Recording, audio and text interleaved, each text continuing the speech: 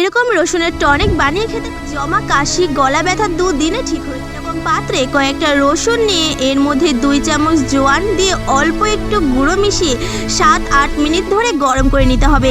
এবার এর মধ্যে তেজপাতা লবঙ্গ 2 টুকরো, আর এটাকে রোজ 2 চামচ করে খেলে ডাক্তারের কাছে যেতে হবে না।